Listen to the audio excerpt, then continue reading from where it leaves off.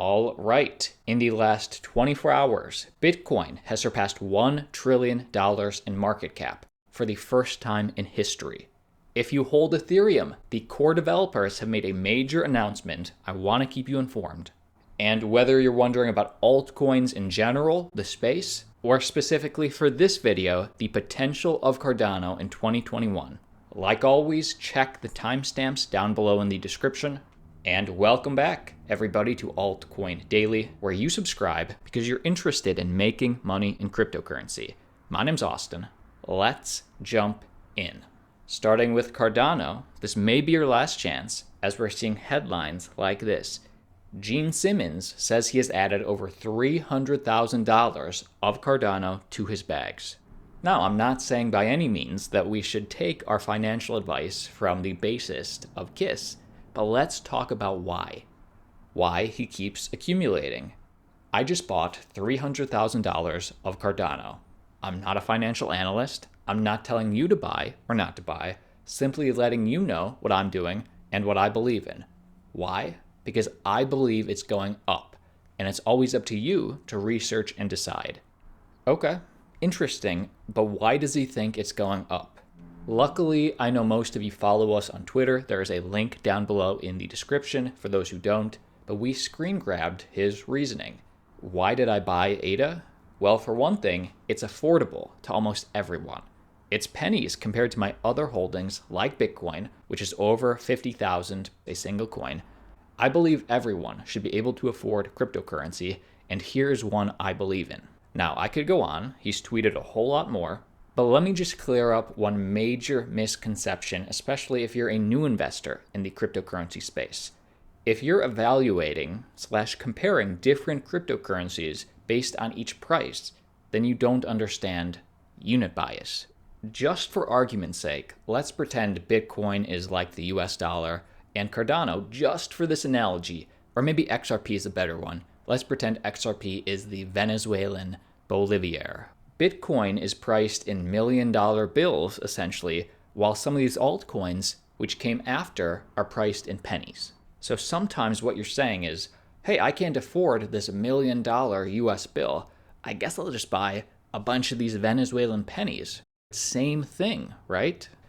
No, because they're not all equal. Market cap is a better way to compare because it helps illustrate the total addressable market for each use case of each cryptocurrency. For example, Bitcoin just hit a $1 trillion market cap, and market cap equals price times circulating supply. That's how you calculate. And understanding that Bitcoin is going after the same market as gold, it's not unreasonable to speculate that Bitcoin still, from here, may 11x over the next decade, as it competes with some of gold's market cap. Now it makes sense why the Winklevi say Bitcoin will hit $500,000 per coin in the next decade, as they're comparing potential values of the network and then comparing market caps. Do you get it? So what's the point?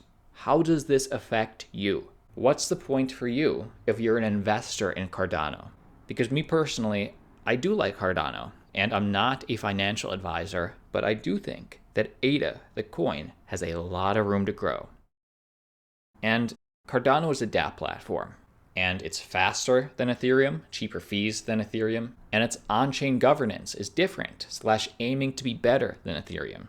Yet, it's a lot newer, and we're still waiting to see the potential of what Cardano can do in 2021. Now, my goal for this channel is always to give you realistic statistics on these altcoins. When Simmons says, hey, it's so much cheaper, that's why it's a better buy, that doesn't tell me anything. I want data. I want fundamental analysis. And next piece of news for Cardano. Someone just opened 14 new staking pools with 32 million ADA in each. Very interesting that one entity just created 14 new pools with a combined 448 million ADA. They were all done under the same address, link below.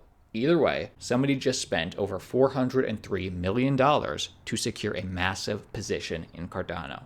I would guess this is probably an exchange. And the reason you stake is to, one, earn some passive income, earn some passive ADA, but also to help secure the network. And notice how these big players who are presumably in the know, as well as these newer investors who are trying to find the next cheap alt, a cheaper version of Bitcoin, both for different reasons see value in Cardano.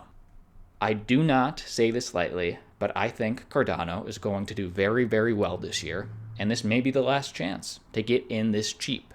By the way, if Bitcoin tanks in the short term, the whole market tanks. If Bitcoin continues to go up, quality altcoins tend to follow. So in the short term, price of altcoins heavily dependent on Bitcoin. But in the long term, or in this case, I mean at the end of this year, 2021, I think both are going to do extremely well. And I can prove it. I will always share my research with you.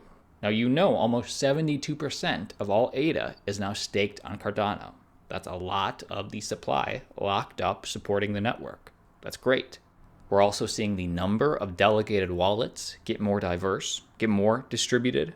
The number of ADA in wallets is growing, meaning we're seeing the accumulation now. And also, and this is the kicker, we're seeing the average number of ADA per delegated wallet go down. That means it's getting harder to accumulate as the ADA gets more scarce or more valuable. And the network is getting more distributed as new players enter the market. Fundamental metrics like this right now are what other channels won't tell you, but it's a big reason that I can see ADA doing very, very well this year. I invite you right now to give me your thoughts down below in the comment section. Let me know what you think. And in the next 10 days, I will be making an updated price prediction / deep dive on Cardano as a project. So as an investor in the cryptocurrency space, make sure you subscribe. You do not want to miss a video. Next piece of news for Ethereum holders. Ethereum core developers have announced they are eyeing mid-April for the Berlin Hardfork. The Hardfork will facilitate live swapping Ethereum from a proof of work to a proof of stake blockchain. So this is all needed to make the eventual switch to ETH 2.0. And specifically, they're looking at doing this Hardfork at this block height, or right now around April 14th.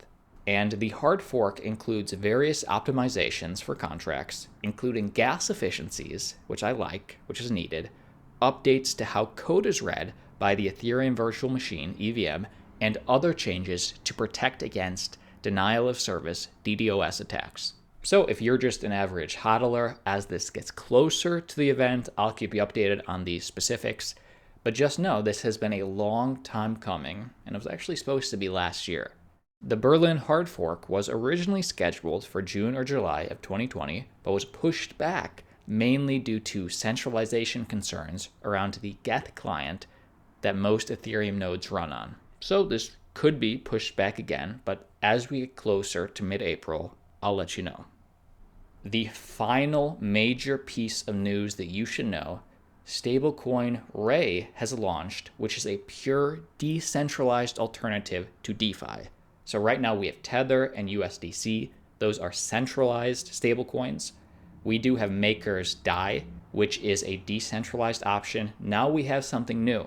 So you're going to start seeing this, stablecoin Rai, which will attempt to bring stability to DeFi markets with the long-term goal of becoming a stable global reserve asset not tied to any nation's currency. So again, this is different than USDC, which is tied to the US dollar. This is something else. This is Ray. Developed by blockchain startup Reflexor Labs, Ray is not pegged to any fiat currency, and its monetary policy is managed by an on-chain autonomous controller.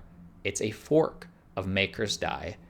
And Ray, co-founder Amin S., explained that Ray is an asset backed only by Ethereum, governance minimalized, and programmed to maintain its own price stability without needing to peg to an external price reference like the USD. I still have a lot of questions on this. I'm going to keep doing research, but announced today, the asset has launched on the Ethereum blockchain and is available via Uniswap version 2, with liquidity mining pools set to be announced in the coming weeks. So I'm going to keep digging. I want to find out sort of the intricacies of this stablecoin, and as I get that information, I will keep you updated. that is the video. My name's Austin. See you tomorrow.